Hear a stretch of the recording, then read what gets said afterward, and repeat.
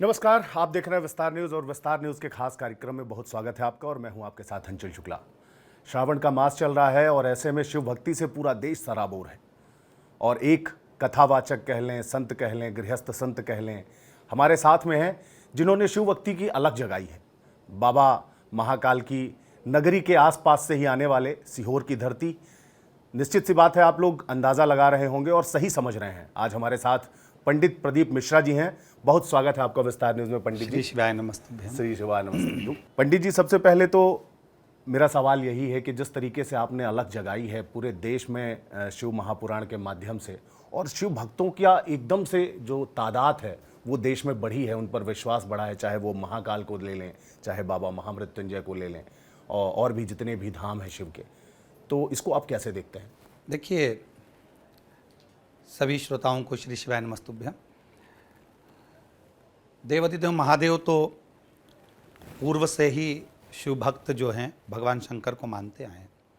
जगत गुरु शंकराचार्य जी ने चारों पीठ का निर्माण ही इसलिए करा था कि संपूर्ण सनातन धर्मी जितने भी सनातनी हैं वो शिव को एकजुट होकर माने और हम भटके ना, क्योंकि शंकर भटकने नहीं देते कि आप कोई आडंबर में जाएं या कोई दिखावे में जाएं या कहीं जाएं। शिव भटकाते नहीं है। वो जैसा है मौन, शांत, अविरल, आनंदित, वो अपने भक्तों को भी वही देना चाहता है कि आप अपनी मस्ती में अपनी ज़िंदगी जियो। भगवान शिव संपूर्ण विश्व में एक शांति का सूचक हैं। जैसे एक बिंदु से ही संपूर्ण ब्रह्मांड की रचना हुई है और उसी तरह शंकर का जो शिवलिंग है वो हमारे को एकाग्रता दर्शाता है। जैसे आपने दर्शन करा होगा, भगवान शंकर के शिवलिंग के ऊपर एक जलाधारी लगती है। जिस जलाधारी को हम हमारी शिव महापुराण के माध्यम से उनकी 5 बेटियों का स्थान देते हैं, जया, विषहरा, शामली बारी, दौतली और देव। ये शंकर जी की 5 बेटियों का स्थान हम जलाधारी को मानते हैं। अब उसी जलाधारी में से एक एक बूंद पानी नीचे गिर रहा है और वो जलाधारी कोई 4 पाए पर नहीं रखी है, वो 3 पाए पर ही रखी है कि अर्थात ब्रह्मा, विष्णु और महेश केंद्रित कर कर एक एक बूंद पानी जो गिर रहा है, अर्थात ये तीनों एक हैं। शिव भगवान देवाधिदेव महादेव का जो आदर्श अगर हम माने तो वो संपूर्ण ब्रह्मांड को एक जगह पर लाकर एक अणु के रूप में जगत का कल्याण करना चाहते हैं कि आप एक बनकर रहें, एकाग्रता में रहें। और एकता भगवान शिव ने अपने परिवार से दिखाई। शिव जी से पूछा गया कि आपने अपने परिवार के सभी सदस्य को आगे रखा, उनका पूजन करवाया, इससे क्या दर्शाना चाहते हैं? तब भगवान शंकर जी ने भी अपने वाणी में कहा, हे तुमरुका, मैं ये बताना चाहता हूँ कि मुझे भजने वालों को, मेरे करीब में रहने वालों को मैं जब अपने परिवार के लोगों को पुजवा सकता हूँ तो जो मुझे भजता है, मेरे करीब में आता है, उसको भी संसार में मैं प्रसिद्धि दिलवा देता हूँ और कोई चीज़ की कमी नहीं आने देता। तो ये शिव का सबसे बड़ा आदर्श है कि भगवान शंकर परिवार को एकजुट होकर लेकर चलना सिखाते हैं। नंदी जी की भी पूजा होती है, कोई मांग उनसे करनी हो तो नंदी जी के नंदीश्वर के कानों में कहा जाता है।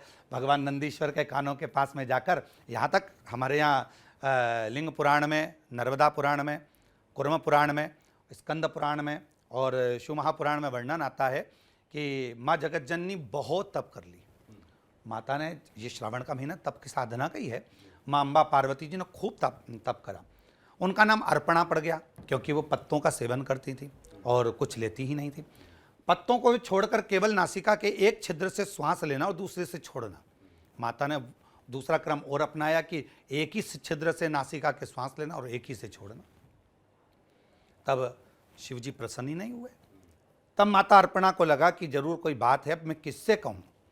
तब भगवान नारायण का स्मरण उन्होंने करा और भगवान नारायण उस समय पर बाल्यावस्था का रूप धरकर आकर कहते हैं, माँ अगर आप चाहें शिव को अपना बनाना तो उनके करीब में जो है नंदीश्वर, उसके कानों में जब आप कोई बात कहेंगे तो नंदी भी शिव का ही एक अंश है, उनके दिल तक बात पहुंच जाएगी। क्योंकि शंकर तो साधना में डूबे हुए हैं, तप में डूबे हुए हैं और कई वर्षों की समाधि है उनकी। तब भगवान नंदी के कानों में माँ जगतजननी अम्बा ने एक ही बार कहा कि मुझे शिव से मिलन करवा दो, बस एक बार। बस वो आवाज़ शिव जी तक पहुंची और भगवान शंकर फिर माता पार्वती को प्राप्त हो गए। शिव बड़ा सवाल रहता है, शिव जी की आराधना की बात होती है तो घर में शिवलिंग रखना चाहिए, ऐसा आप भी कहते हैं, लेकिन वो किस साइज का होना चाहिए, कितना बड़ा होना चाहिए, कितने दिनों तक उसका पूजन करना चाहिए, ऐसा भी कोई विधान है? शिव महापुराण में शिवलिंग का महत्व बताया गया कि हमारे घर में अगर हम भगवान शंकर का कोई शिवलिंग रख रहे हैं तो उसकी आकृति कितनी बड़ी होना चाहिए, उसकी ऊंचाई कितनी होना चाहिए, उसका रंग कैसा, उसका रंग कैसा होना चाहिए। तो शिव महापुराण में वर्णन किया गया कि हमारे अंगुष्ठ को हम उठा लें, अपनी हथेली पर रखकर देखें, इससे बड़ा शिवलिंग घर के अंदर नहीं रखा था। मंदिर अगर बनाया है तो भी घर के अंदर अगर कोई मंदिर है, देवालय है, शिवालय है, उसमें इस अंगुष्ठ आकृति से छोटा ही शिवलिंग रखा जाता है, ऊपर नहीं रखते। यदि कोई खुले आसमान में कोई जगह है, आपकी खेत खलिहान है, वहाँ पर आप शिवलिंग की आकृति बढ़ा सकते हैं, भले आपकी निजी भूमि है। दूसरा, उसका कलर कौन सा होना चाहिए, तो शिव महापुराण वो कहती है कि आपको नर्मदा का जो भी कंकर मिले उसमें ये नहीं देखा जाता कि श्वेत है कि लाल है कि पीला है कि काला, वो नर्मदा की गोद का है। भगवान शंकर का कई लोग पारद का शिवलिंग बनाते हैं, स्फटिक का शिवलिंग बनाते हैं, स्वर्ण का बनाते हैं, चांदी का बनाते हैं, पीतल का बनाते हैं, लोहे का भी बनाते हैं, कई लोग पार्थिव बना, सबका अपना अपना, कोई पुखराज का शिवलिंग बनाता है, सबका अपना महत्व है। जैसे माँ लक्ष्मी जी ने, जगत जननी अम्बा जगदम्बा ने स्वयं पुखराज का शिवलिंग का निर्माण करवा के पूजन करी है, माँ ने मोती के शिवलिंग का पूजन करा है भगवान ने। तो ऐसे सभी शिवलिंगों का वर्णन किया गया है। शिवलिंग कोई भी घर में हो, आपके घर में अगर भगवान शंकर का शिवलिंग विराजमान है, आप पूजन कर रहे हैं, ठीक है। अगर नर्मदेश्वर शिवलिंग है और आपने उस पर 8 दिन 10 दिन तक जल भी नहीं चढ़ाया तो भी शिव क्रोधित नहीं होते। लोग कहते हैं शिव रुद्र हैं, क्रोधी हैं, परंतु शिव महापुराण कहती है शिव के बराबर कोई शांति नहीं। लेकिन शिव जी को गुस्सा तो आता है, वो कब आता है? शिव को क्रोध जब उसके भक्त पर कोई विपदा आ जाए, या कोई शिव को सत्य के सिवा असत्य पसंद नहीं है। ब्रह्मा जी ने असत्य बोल दिया था। जब ब्रह्मा जी भगवान विष्णु के साथ में मिलकर एक पर्वत का घुमाना प्रारंभ करते हैं और पर्वत की आकृति शिवलिंग की आकृति हो जाती है, तो भगवान ब्रह्मा जी ने कहा कि आप कह रहे हो भगवान नारायण कि ये शिव है, इस लिंग को हम शिव कैसे मान सकते हैं? भगवान नारायण ने कहा इसमें से वाणी आती है। शिवलिंग दुनिया के दृष्टि में आज श्रावण के महीने में अगर ये बात सामने आई है तो लोग कहते हैं क्या शिवलिंग बोलता है? हम कहते हैं अगर दिल से आप सुनेंगे और दिल से आप बोलेंगे तो शिवलिंग जवाब भी देता है। क्योंकि भगवान शंकर के, ब्रह्मा जी के सामने, भगवान विष्णु के सामने केवल एक लिंग की आकृति सामने प्रकट हुई और कुछ भी नहीं था। ब्रह्मा जी बोले इसका सिर कहाँ है, इसका पैर कहाँ है? दोनों भगवान नारायण ने कहा कि इसी लिंग में सब कुछ है। ब्रह्मा जी बात छोड़ो, पर ब्रह्मा जी मानने को तैयार नहीं थे। कहा नहीं नारायण, आपको पाताल में चरण देखने जाना है और मेरे को भगवान शिव का शीश देखने जाना है। भगवान नारायण नीचे गए, भगवान ब्रह्मा ऊपर गए, केतकी के फूल को उन्होंने साक्षी बना कर लाए, गौ माता को साक्षी बना कर लाए, क्योंकि शीश तो मिला नहीं था तो कोई प्रूफ तो चाहिए। असत्य को प्रूफ की जरूरत पड़ती है, सत्य को कोई प्रूफ की जरूरत ही नहीं है। भगवान नारायण गए नीचे, उनको मालूम था कुछ मिलना नहीं है, वापिस आ गए। ब्रह्मा जी से पूछा क्यों ब्रह्मदेव आपको शीश मिला भगवान शिव का? ब्रह्मा जी ने कहा पहले आप बताओ कि आपको चरण मिले। भगवान नारायण ने कह दिया मुझे कोई चरण नहीं मिला। इतने में तो शिवलिंग में से आवाज आ गई, हे नारायण आपने आज मेरी साक्षी में सत्य बोला है। भारत की भूमि पर, पृथ्वी पर, संपूर्ण विश्व में आप सत्यनारायण के रूप में पूजे जाओगे, सत्य के रूप में पूजे जाओगे। और भगवान नारायण की पूजन आज भी सत्यनारायण के रूप में होती है। कोई भी शुभ अवसर हो आपके घर में तो वो कथा अवश्य होती है। जरूर, क्योंकि सत्य की पूजन है वो भगवान विष्णु की। अब भगवान नारायण ने पूछा ब्रह्मा जी आपको मिला? तो कहा केतकी के फूल से पूछो, मेरे को तो मिल चुका है। शीश का दर्शन किया। केतकी ने झूठ बोला, भगवान ने उसी लिंग में से आवाज निकालकर उसको श्राप दे दी। गौ माता ने झूठ बोला तो उसको भी श्राप दे दिया। आखिरी में ब्रह्मा जी भी झूठ बोलते रहे, तब भगवान शंकर को क्रोध आया। अब आपने पूछा कि शिव को क्रोध कब आता है? जब सत्य को दबाया जाता है, जब सत्य को छुपाया जाता है, असत्य को उजागर किया जाता है, असत्य को आगे लाया जाता है, तब शिव को क्रोध आता है। और भगवान शंकर ने फिर काल भैरव को प्रकट कर और काल भैरव ने ब्रह्मा जी का शीश काट दी। कटा हुआ शीश लुढ़कता गया तो भी झूठ बोलना बंद नहीं करा। आखिरी में रक्त निकला, उस रक्त से एक नदी प्रकट हो गई जिसका नाम कर्मनाशा, जो आज भी उत्तर प्रदेश में बहती है। कर्मनाशा नदी आज भी उत्तर प्रदेश गवर्नमेंट वहाँ बोर्ड लगाती है, कर्मनाशा इसमें हाथ ना धोइएगा, इसमें पाँव ना धोइएगा। कोई पशु पक्षी अपना मुंह नहीं डालता उस कर्मनाशा में, क्योंकि वो कर्मों का नाश कर देती है। आपने और हमने जिंदगी में जितना यज्ञ करा है, पुण्य करा है, व्रत करा है, अगर हम उसका जल का छींटा भी हम पर लग जाता है तो वो हमारे कर्मों का नाश कर देती है। भगवान नारायण को लगा ये तो बड़ा गजब हो रहा है और ब्रह्मा जी का कटा हुआ शीश कहाँ जाएगा। तब भगवान नारायण ने हाथ जोड़ भगवान शिव से कहा शीश का कुछ करिए। तब भगवान शिव स्तुति को स्वीकार करे। ब्रह्मा जी आपने झूठ बोला है, फिर भी नारायण ने सत्य को स्वीकार किया है, तो मैं आपके शीश को बट वृक्ष बना देता हूँ। और ब्रह्मा जी का वो कटा शीश बट वृक्ष बन गया। भगवान नारायण ने कहा बट वृक्ष कटा हुआ शीश है, कौन पूजेगा, कौन जानेगा। शिव जी कहते हैं मैं खुद बैठ जाता हूँ इसके नीचे, और शिव जी नीचे बैठकर बटकेश्वर महादेव हो गए और जगत में पूजा है। श्रावण मास चल रहा है, बहुत सारे भक्त आपके, हालांकि टेक्नोलॉजी का ज़माना है, आपने तो अभी पिछले सोमवार को ही मैंने देखा कि जहाँ जहाँ मैं देख रहा था आप पूजन अनुष्ठान करा रहे थे, लोग घर पे ही वो पूजा कर रहे थे। किस तरीके से पूजा पाठ करना चाहिए और उसका किस तरीके से फल मिलता है, खासकर इस श्रावण मास में शिव अर्चना का क्या लाभ है? श्रावण का महीना मेरे भगवान शिव का परम प्रिय माह है। श्रावण की महत्वता हमारे यहाँ बहुत ज़्यादा है। श्रावण के महीने में ही मंथन से निकले हुए उस विष को पिया और पीने के बाद कावड़ यात्रा प्रारंभ हुई। श्रावण का महीना भगवान शंकर को इसलिए भी प्रिय है क्योंकि माता पार्वती जी ने इसी महीने में बहुत भाव से शिव की पूजन अर्चना करी एकांत में जाकर। अगर कोई सहजता में शिव को प्राप्त करना चाहता है तो केवल अपने घर में भी रहकर भगवान शंकर का पंचाक्षर मंत्र, षडाक्षर मंत्र या श्री शिवाय नमस्तुभ्यम आप जप कर शिव को राजी कर सकते हैं। शिव आडंबर से नहीं प्रकट होता।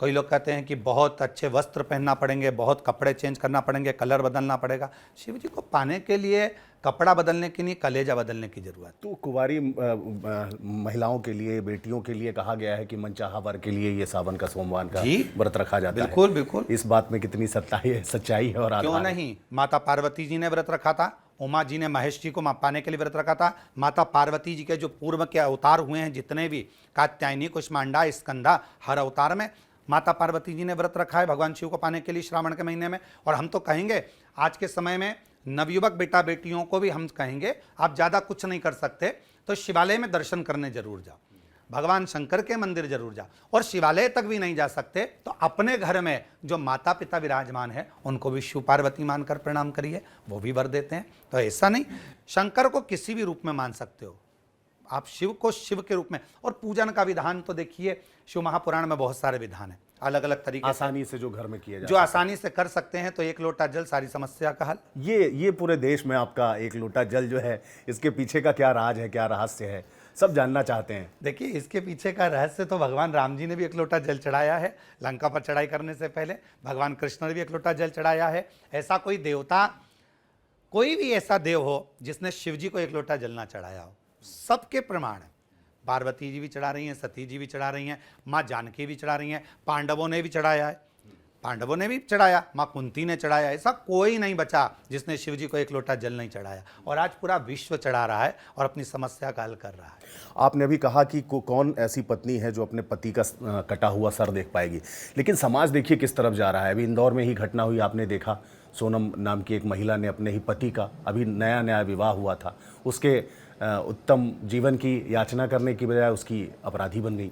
संस्कार, हमारे यहाँ संस्कारों की कमी हो रही है। देखिए मूल है आज के ज़माने में आप बेटी को खूब पढ़ाओ, उसको विद्वान बनाना जरूरी है।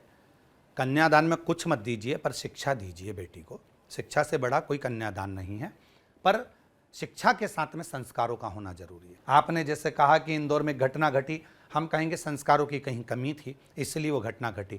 सब बेटियां एक जैसी नहीं होती, सब बेटियां किसी न किसी रूप में अच्छा कार्य करने का हैं। कई बेटियां जो आज भी जिनके पति मदिरा पीते हैं और घर में रहकर परिवार को पालती है, ऐसी भी बेटियां हैं संसार में। इन्हीं सतियों के बल पे तो हमारा सनातन धर्म टिका हुआ है। आप तो कहते हैं कि आप शास्त्र जाने या ना जाने लेकिन शस्त्र जानना चाहिए, तो आपको लगता है अब धर्म की रक्षा शास्त्र से नहीं शस्त्र से होगी? दोनों से होगी, शास्त्र से भी होगी और शस्त्र से भी होगी। जहाँ शास्त्र की जरूरत पड़ेगी वहाँ शास्त्र उठाया जाएगा और जहाँ शस्त्र की जरूरत पड़ेगी वहाँ शस्त्र उठाया जाएगा। और आज के समय में बेटियों की सुरक्षा के लिए, सनातन की रक्षा के लिए शास्त्र और शस्त्र दोनों की ही जरूरत पड़ रही है। और वो बहुत जल्दी ही ऐसा भी समय आ सकता है कि जिस समय पर शास्त्र भी लोगों को उठाना पड़े, अपनी स्वयं की रक्षा के लिए भी, आत्मरक्षा के लिए भी आगे आगे देख ही रहे हैं अपन, कहीं ना कहीं किसी ना किसी रूप में सनातनियों को चुना जा रहा है और उनको मारा जा रहा है, तो वहाँ भी शस्त्र की जरूरत पड़ेगी। हम हिंदू राष्ट्र की कल्पना की तरफ बढ़ रहे हैं और सनातन धर्म की रक्षा की बात करते हैं, लेकिन आप जैसे और भी देश में तमाम महापुरुष हैं, कथावाचक हैं, शास्त्री जी हैं, ये सारे लोग धर्म की रक्षा की बात करते हैं, सरकारें भी अब ये बात करने लगी हैं, लेकिन इसके बावजूद भी देखा जा रहा है लव जिहाद समाज में एक बड़ी जिम्मेदारी जो है लोगों की बन रही है कि लव जिहाद को कैसे ख़त्म किया जाए, और इसके साथ ही धर्मांतरण, ये भी एक बड़ा विषय है। देखिए, छत्तीसगढ़ क्षेत्र में हम लोग कथा करने जाते हैं, हमारा पूरा प्रयास रहता है कि धर्मांतरण रुके। मध्य प्रदेश में भी, राजस्थान में भी, गुजरात में भी, जहाँ जहाँ कथा करने जाते हैं वहाँ प्रयास ये करा जाता है कि धर्मांतरण रुके। परंतु पहले तो हम ये सोचें कि धर्मांतरण होता ही क्यों है, कारण क्या बनता है। कुछ कमियाँ हमारी भी हैं, हम उनको एक साइड पटक देते हैं, नहीं ध्यान दे पाते। दूसरा आता है अपना कोई समाजवादी, कोई धर्माधिक आदमी, और वो उनको अच्छी अच्छी लोभ लालच देकर उनको अपनी ओर कर लेता है। हमने उनको नकारा, हमने उनको हटाया, हमने उनको अपशब्द कहकर दूर हटा दिया, इसलिए तो वो दूसरी जगह गए हैं। हमारे बेटे से हम प्रेम करते रहेंगे, हमारे भाई से हम प्रेम करते रहेंगे, तो मेरा भाई थोड़ी ना दूसरी जगह जाएगा, मेरा बेटा थोड़ी ना दूसरी जगह जाएगा। आज सबसे बड़ा धर्मांतरण का कार्य ही यही हो रहा है कि पहले ये देखा जाता है कि कौन ऐसा व्यक्ति है गाँव में, जंगल में, आदि आदि जगह में, कि जिसको समाज के लोगों ने दूर हटा दिया और उसको अपन को पकड़ना है। उनका टारगेट ही यही रहता है, और फिर वो धीरे धीरे उनको बहला फुसला कर, खिला पिला कर, धीरे धीरे ले जाकर धर्मांतरण करा देते हैं। और लव जिहाद की बात है तो हम तो पूर्व में भी हमेशा संकल्प दिलाते आए हैं बेटियों को कि आप खूब पढ़ो, खूब आनंद में रहो, परंतु कन्यादान का मौका अपने माँ बाप को जरूर दो। उसने पोषित किया है। हमने एक बार अपने व्यासपीठ से एक बात और कही थी, कोर्ट मैरिज जो होती है, लड़का और लड़की आकर खड़े हो जाते हैं, किसी को गवाह बना लेते हैं और साइन कर देते हैं। हम तो कहते हैं एक कानून ऐसा बनना चाहिए कि कोर्ट मैरिज हो, हम मना नहीं कर रहे हैं, पर कोर्ट मैरिज के अंदर भी ये होना चाहिए कि जिन माँ बाप ने तुम्हें जन्म दिया है वो माँ बाप का होना उस कोर्ट में जरूरी है। घर कोई धर्मशाला थोड़ी ना है, घर कोई होटल थोड़ी ना है कि माँ बाप ने पाल पोस कर बड़ा करा और तुम किसी के साथ भी चले जाओ। तो कोर्ट मैरिज भी करें तो उसमें लड़की के भी माँ बाप और लड़के के भी माँ बाप का होना बहुत ज़रूरी है। तो कोर्ट मैरिज का आनंद है, कम से कम माता पिता को मालूम तो पड़े कि मेरी बेटी क्या कर रही है, उसने इतना पाला पोसा, गर्भ में रखा, और उससे कम से कम कुछ ना कुछ होकर धीरे धीरे धीरे धीरे लव जिहाद पर असर पड़ेगा।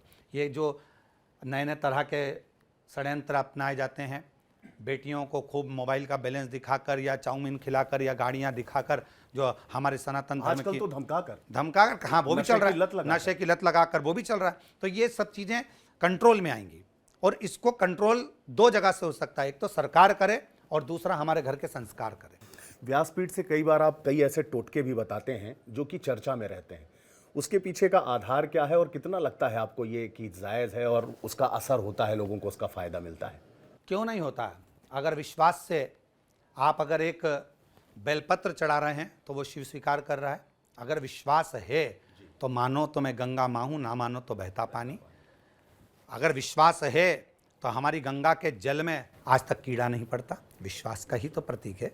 अन्य जल होंगे उसमें कीड़े पड़ जाते हैं, विश्वास का ही तो प्रतीक है। ये तो आस्था का विषय है, आस्था से। लेकिन आपको कैसे पंडित जी प्रेरणा मिली? आप भी तो प्राध्यापक थे, शिक्षा के क्षेत्र में आप जा चुके थे, लेकिन इसके बाद एकदम से आपको शिव भक्ति में आने की और शिव महापुराण और ये पूरे देश भर में अलग जगाने की प्रेरणा कहाँ से मिली?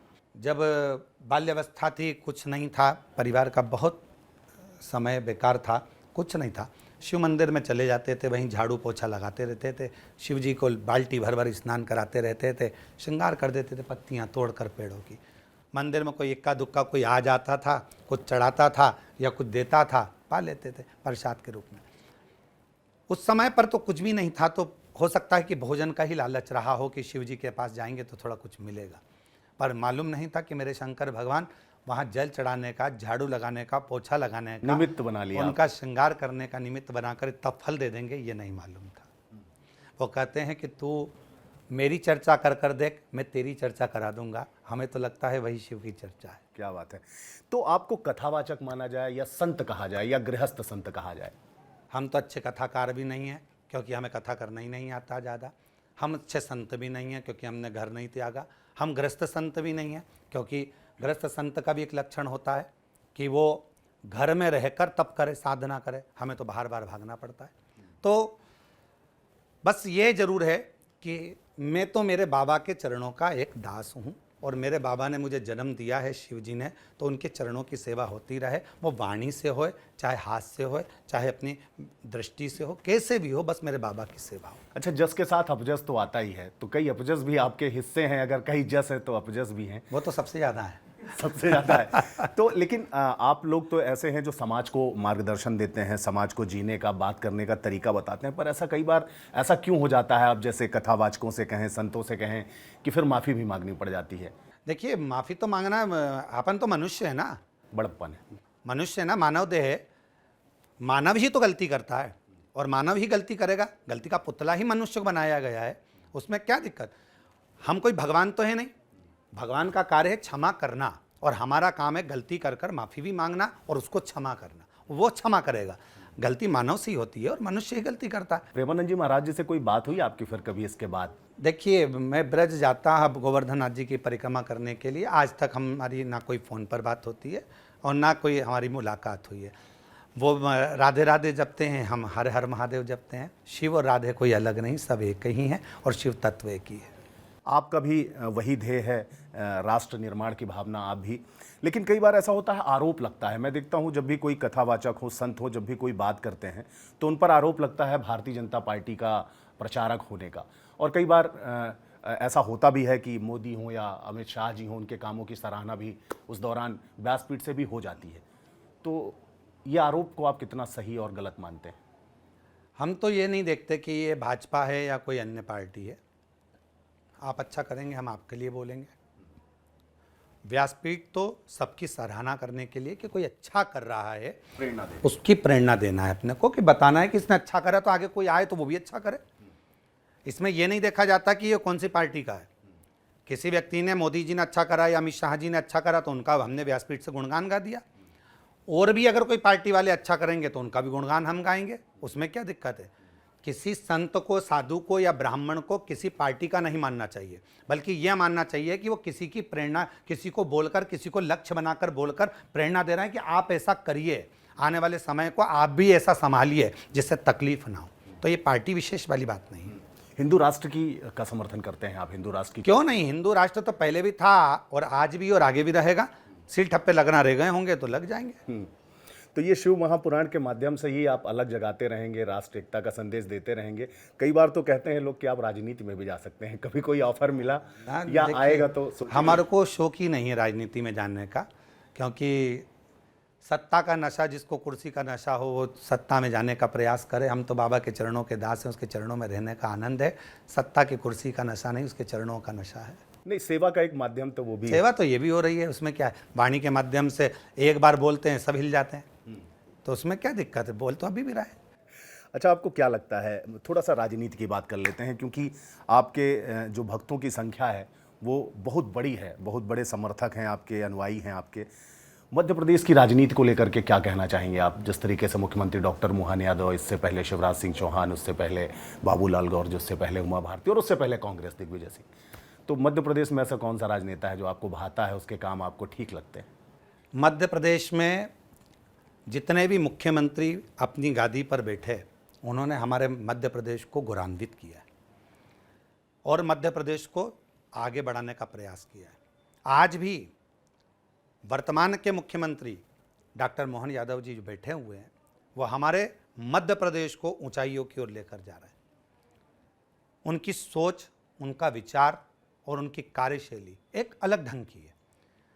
पहले वो सब कुछ देख लेते हैं और देखने के बाद निर्णय देते हैं, और निर्णय भी इतना सटीक देते हैं कि लोगों को छू जाता है। नरेंद्र मोदी जी के बारे में क्या कहना चाहेंगे?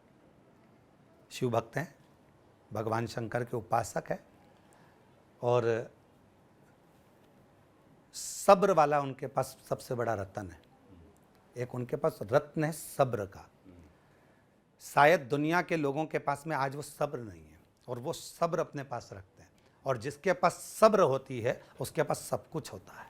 तो नरेंद्र मोदी जी, माननीय प्रधानमंत्री जी, सब्र धारण करते हैं, थोड़ा रुकते हैं आराम से। कोई भी निर्णय देने से पहले, लेने से पहले थोड़ा रुकेंगे, समझेंगे, फिर एक बार में इतना सटीक उत्तर देते हैं कि फिर पूरा भारत ही नहीं, पूरा देश भी देखता है, विदेश भी देखता है। योगी आदित्यनाथ जी के बारे में, बाबा जी के बारे में, बाबा जी के बारे में, तो वो तो दुनिया कहती है बुलडोजर बाबा जिनके निर्णय बड़े प्रबल और प्रखर हैं।